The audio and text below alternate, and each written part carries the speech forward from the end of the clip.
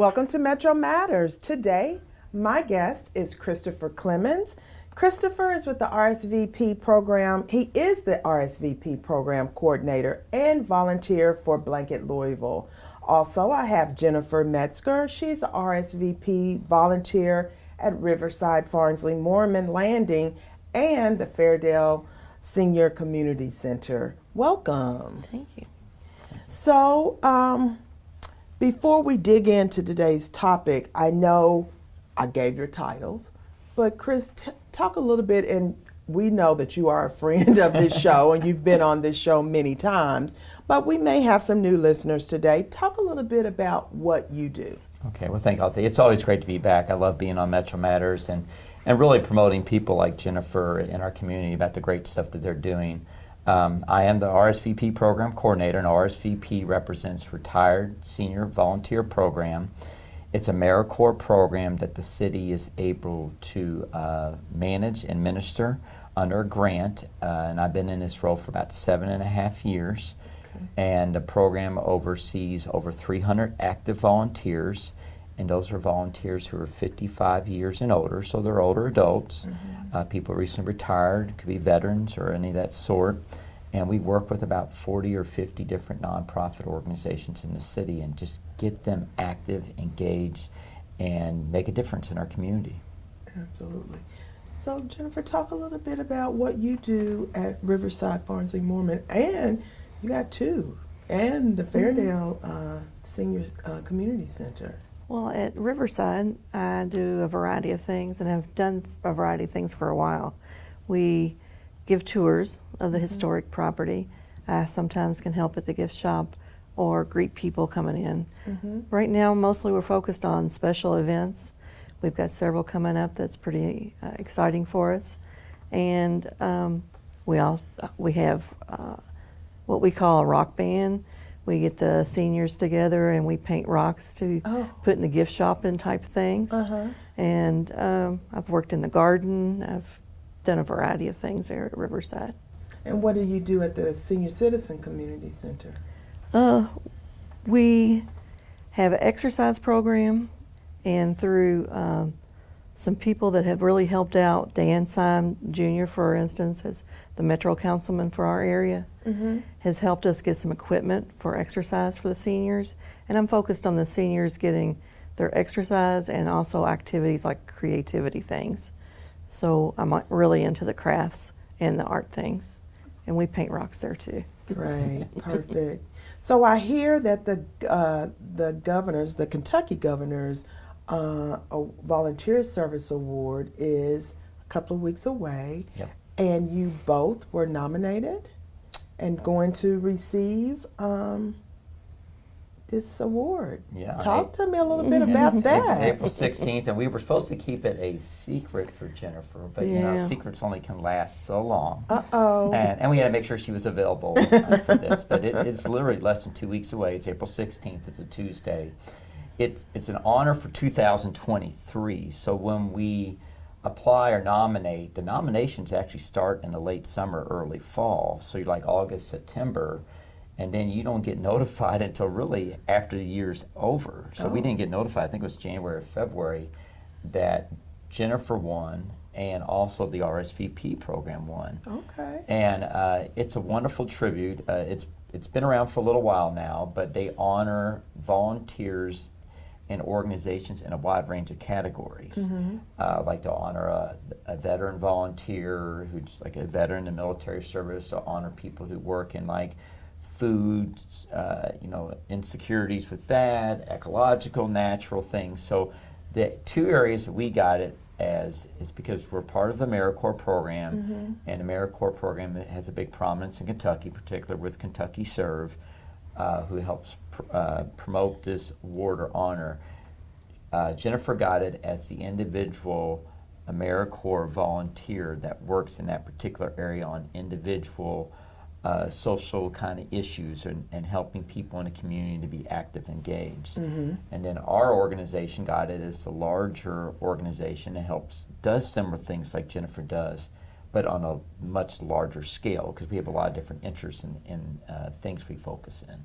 So talk to me a little bit more about where is is it a reception that you'll have to go to receive your award? Where is that? Is that at the governor's mansion or? Well, we don't get to visit the governor's mansion, but the governor will be there. Okay. I got to work with his schedule and everything like that. And there'll be actually Dan Syme Jr. is going to come up from the Metro Council. Deputy Mayor Nicole George has indicated she's going to come. So we do have some. Is it in Frankfurt? It's in Frankfurt. Oh, so okay. it's kind of an all-day event. It's happening at a kind of a hotel, a convention center place downtown in Frankfurt. It's a venue called the Foundry, I think. Foundry, yeah. I've never actually been there. I've driven by it. I've heard about it. I heard it's a wonderful venue, so I'm excited to see what it looks like. It's in downtown Frankfurt. It starts about 11 and it goes to about 1:30, but you factor in getting in and driving, all that. It's an all-day affair, and they're going to honor about 30 different individuals and organizations across the Commonwealth of Kentucky for different volunteer service achievements they've They done. have a luncheon. Yeah. Do you have to dress up? They said business casual, but I don't know about you, Jennifer. I'm going to probably be dressing up. If I'm with the governor, I'm going to be dressing up. What about you? I don't know. So it seems really great that two people from the same program is getting an award. Is that typically what happens? It is so rare. I was telling Jennifer on the way here, I said, and I have to confess, I nominate, I've been in this role for 7-8 years. I've nominated different volunteers every year, and I've either got honorable mention, runner-up. Never have we actually had a volunteer. That shows Jennifer's really a special woman here.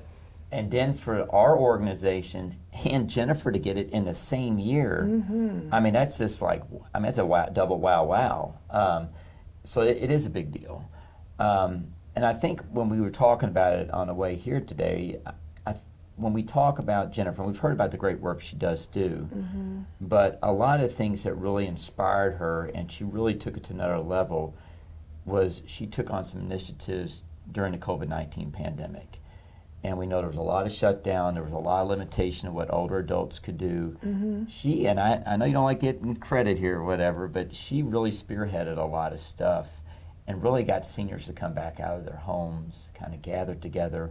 And she really serves a neighborhood that sometimes may not always get all the resources and have all the things that other communities have. And she with some other folks, took a leadership role in that. And I think those things kind of might have, I think the review board or whoever looked at it noted those things. And that's admiration on you, Jennifer. Well, thanks, but we had a lot of help. We had Jen Care stepped up, Lisa Moore, she has provided our craft things for us. Dan Syme Jr., like I said, has really pushed us to do what we can do, whatever we want to do, and get programs out there. And it's gotten a lot of people to come in, a lot of seniors getting together and exercising, socializing, being creative, and all those things that really help the community. So some of the things that you put in place during COVID, are you still doing them now? Well, some of the things were in place, they just weren't real active, I guess you would say. The craft things and stuff, of course, is me, but because that's all I think about is arts and crafts. but the exercise thing, they had a little exercise program, but he was able to get us some equipment in there. We got a thing that we do now, it's called cardio yoga ball drumming. I don't know if you've ever seen it, but they have so much fun. It's a big yoga ball, we put it in a laundry basket, have drumsticks, play all the old music, yakety-yak, don't talk back, and drum to that. And we have like almost tripled our people coming in to do that. They're really getting excited about it. So what is the age group that is your age group different from what the RSVP program itself, or? No, it's basically the same. Okay. For exercise, it's 55 and older. Okay. And for the crafts that we do, it's 55 and older. I believe the Senior Nutrition Center is a different program. It's federally funded, and some other funds come in too. And I believe it's 60 and older. Okay. So Chris, give us a number or a website, or if we have someone listening. Yeah. Absolutely. Today. Yeah, I mean, and as Jennifer just said, the two programs just kind of fit like a glove with each other. We can feed off each other. But if you want to reach out to learn more about the great things that Jennifer does, but volunteer with RSVP, the best number to call is our main number, which is 574-1530. That number again is 574-1530. If you go to Louisville Metro Government website, which is www.louisvilleky.gov, and you click on RCS, which is Resilience Community Services, there's an icon. Click there for volunteer, and it'll take you straight to where we're at. So, and you can type in a search engine, it'll pop up as well. But best way to reach us is call our main number, 574-1530. So give us a little, you talked a little bit as we first came on about the RSVP program, but kind of dig a little deeper of why, if I'm a senior and I hear about this RSVP program, why should I want to learn more about it, and why should I want to get involved? Well, I mean, we have, like I said, over 300 active volunteers. We work with a lot of key partners, so I like to think we have something for everyone. We have everything from the American Red Cross to the zoo, so A to Z of different organizations that people can help out. People are living longer, so if you're retiring at the age of 50 or your 60s and you're looking for that next chapter or next phase in your life, this is a way of giving back. A lot of the retirees or older adults we have are well educated. They've got a lot of personal experience. They have a whole set of values that can bring a lot to an organization. A lot of these organizations we work with are on very tight budgets. They're very short-staffed. They need able-bodied individuals to help them out. So definitely giving back and being a part of a cause or organization is one thing. The second thing is we do have a lot of benefits with our organization. We have a great annual recognition or appreciation lunch. Last year we had it at the Olmsted. We're going to be back at the Olmsted this year. I'm happy to announce the date of it. And Jennifer, you mark it down on your calendar. October 18th, it's a Friday. We'll be back at the Olmsted, and we'll have 250, 300 volunteers there to just recognize, celebrate, and say thank you to. We have some door prizes. The food, which is done by Masterson at Olmsted, is wonderful. It's just a great time, a great socialization. We offer a little other additional benefit, a little travel stipend. So if a volunteer goes to and from the volunteer site, they can get a $6 a day allowance, which I know gas went up a little bit this week, so it's almost 2 gallons of gas, but it's a little extra travel stipend to help you out with your travel time to and from. And we do a lot of other educational programs. Being part of Metro Louisville, we have a lot of ways of working with other Metro government entities to plug people to be active and take part in other events going on in the community. So, I mean, I think it's a great organization to be a part of, meet friends, and give back. How many participants do you have now in the program? It's a little slightly over 300. I think our numbers came in about 305. I mean, obviously, pre-pandemic, we had about 400. Oh. Yeah, but we did drop down to 200 during the worst of the pandemic. So like 2021, when we were kind of real dark days of the pandemic.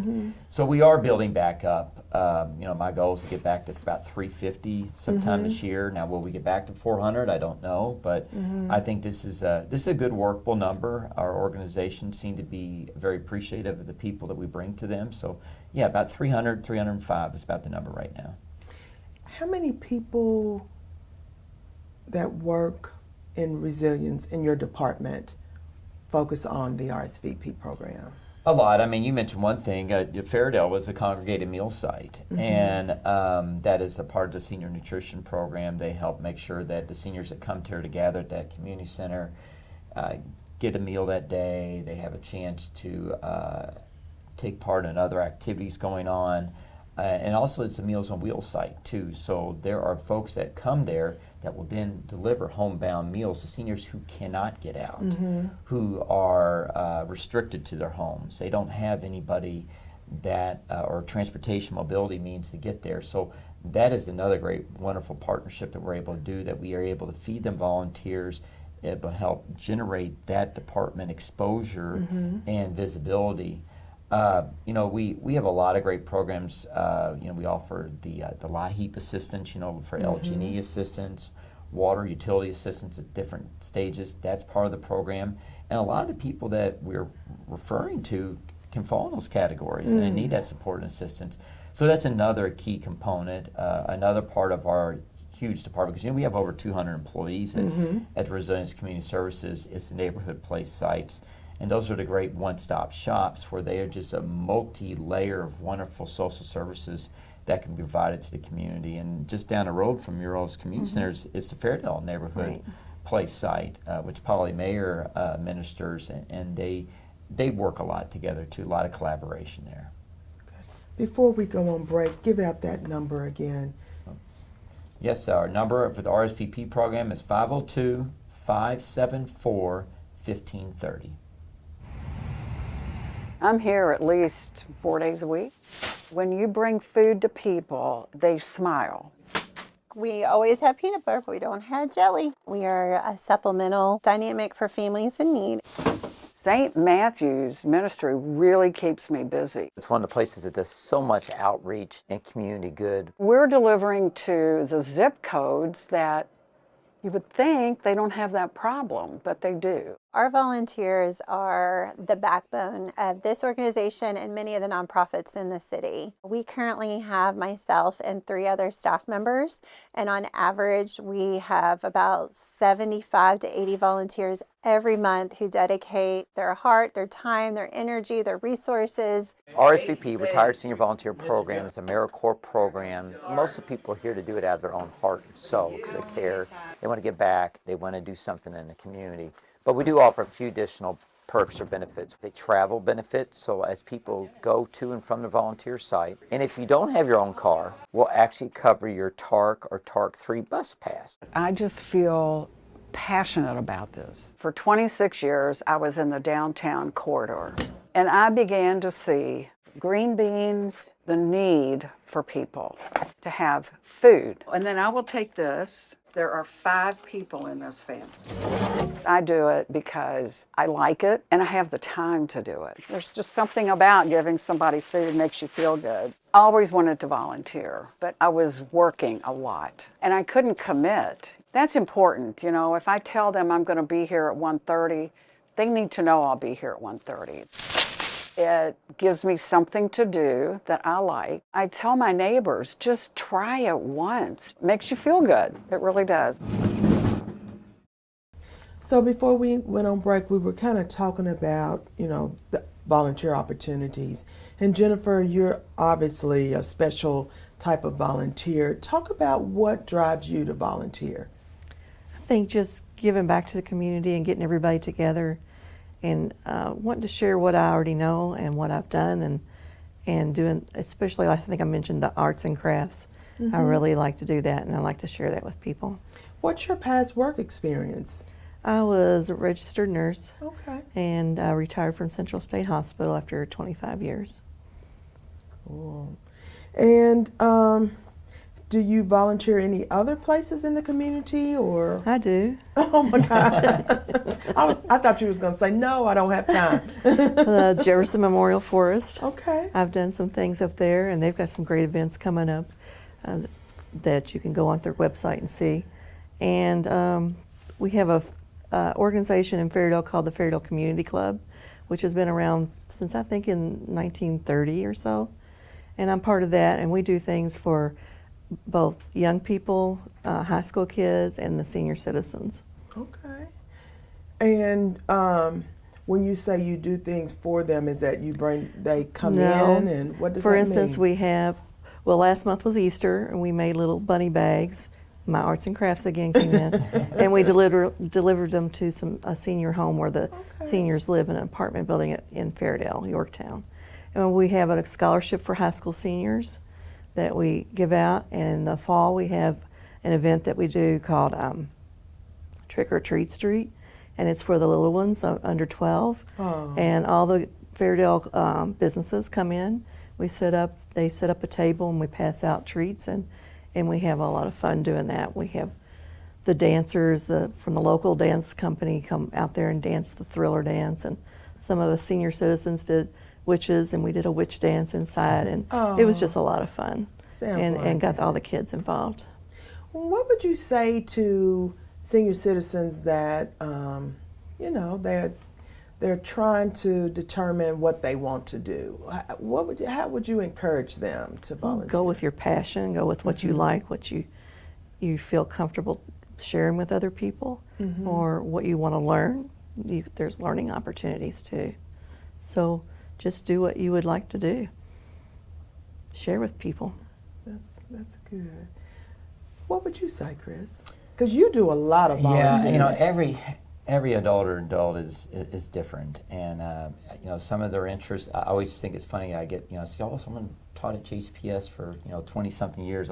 They'd be the perfect mentor or tutor or a person to help a young person. They go, it's like I did that, and I want to do something on a totally opposite thing. So they're out there doing weatherizing homes or doing home repairs and stuff like that. So I think, as she just said, where your passion is, where your connection is. If you're a real people person, we can give you like an extroverted kind of volunteerism. If you want to be a little more limited, be an introvert, it's fine. I mean, I know our program has a little bit of everything, and I just love the energy and the just enthusiasm and really the compassion of older adults and what they give. They have so much wisdom and so much to share with others that, it's an incredible asset, and our organization is blessed to have people like Jennifer. Absolutely. So talk a little bit about any upcoming events or opportunities that you want to talk about for the RSVP program. I think there's some things coming up in May. Yeah, there's quite a bit. We're coming out of winter season. It's springtime. Summer's right around the corner. We do got some really neat events coming up. We've been going to different library branches almost every month, just letting people know that we exist. There are volunteer opportunities out there. We were actually just Monday at the Shawnee Library branch, and next Wednesday we'll be at the St. Matthew's Eline branch. We're doing a little afternoon session, about an hour or two meet and greet. It's kind of used as recruitment, but also let people know about the volunteerisms that are available to older adults. And we can range anywhere between 5 people to sometimes we have 35 people show up. So it just depends on the weather, of course, as we saw yesterday. But certainly, we're trying to generate more volunteerism, trying to touch into different neighborhoods. We are going to be at the Crescent Hill Frankfurt Avenue branch in May, and we'll also be in May at the Northeast branch off of in Linden area, LaGrange Road area, later on in May too. But one of the big events we got coming up that I'm excited about, that was a huge success last year, is our Farmers Market educational appeal approach. And that date's been set. It's June 27th, so it's only a couple months away. And that's going to be done again at the Thrive Center, which is located at 204 East Market Street. The event runs from about 10 a.m. to 2 p.m., so it's kind of a packed day. The first hour or so will be sort of an educational series about where all the farmers markets are in our community, and where you can go, where they're located. And they're all over the city. I think a lot of people are just not aware. And then there'll be a little bit about healthy eating and healthy produce initiatives. And then we actually, at the lunchtime hour, around 12:30, we're going to have a chef come in and do a demonstration with fresh produce and vegetables that actually come from a farmer's market. Last year we were blessed to have Chef Dallas McGarity come, who owns the Fat Lamb restaurant and actually was a former winner on the Chop series on the Food Network. And he's actually was going to come this year, but he's up for the Jim Beard Award, which is a big deal. That's a big hospitality. That's a big deal. So he wasn't sure he could commit, but I've been blessed that we're going to have Miss Rana Kamar come. And Miss Kamar runs Feed Louisville. And she actually was co-owner of Ramsey's Cafe Around the World, which is the wonderful restaurant that's over by Mid-City Mall in the Highlands parts of the road. So she's agreed to come in, and she's going to be doing the cooking demo with the produce. And here's the extra bonus. Besides education, besides the free food you get, anybody who attends the event will get signed up for a $50 voucher card to visit any farmer's market in the city, where they can use that to get different produce they want. So they get peppers, tomatoes, zucchini, squash, whatever your heart desires, you can use that at any participating farmer's market to get fresh, good food. And how will you advertise that? Because, we're in April. We'll forget by June. So how's that going to be advertised? I'm going to start pushing it. I know we got Derby and some other activities coming up. As soon as Derby and all that's over with, we're going to push it heavy. And I've actually been asked, because last year's was really successful. We almost had 40 people come. And that was pretty tight for the space we had, so we are already looking at doing a second one of these later this summer. I was going to say, are you going to expand that? Yeah, the June 27th successful, we'll get our early July date, maybe right after the Independence holiday. And because the farmers markets run from May until the very end of October, so you've got about a 5-6 month window. So even if you get a card or you're able to visit a farmers market in July or August, even September, still a lot of wonderful produce and vegetation and vegetables that are out there for you. Absolutely. Well, our time is coming to an end. Thank you so much, Jennifer. Thanks for having me. And congratulations on Thank your you. award. Same to you, Chris. I know you'll be back many times, and we certainly appreciate you just sharing what it's what this show is all about. It's highlighting what Metro departments do, the resources we have, and the programs and initiatives that we offer. So thank you for all you do and all your volunteer work. Do you have final words? I don't want to cut you off. If you have some final words for... I want to make sure that you know that Riverside's got a lot of events coming up. They've got their plant sales coming up the 13th and 14th. Okay. The mayor's brunch, Derby brunch is coming up on the 28th. And it's going to be exciting times out there. Okay. Chris? Yeah, Riverside's a great place to go to, and thank you for sharing those, Jennifer. If you're interested in volunteering, please don't hesitate to give us a call again. That number is 574-1530. I do want to do a shout out to two of my colleagues. One is Bill Clark. He's a volunteer coordinator. He does a lot of working with us to help recruit volunteers and spread the good word about the wonderful things we do. And then, of course, my supervisor, Sarah Teeters, who is the outreach manager, she does a tremendous lot, not only for our department, but just all over. And it takes all of us. I think you mentioned that earlier. It takes a collaboration of people, and I'm very blessed to have those team members with me. It does. Well, our time has ended.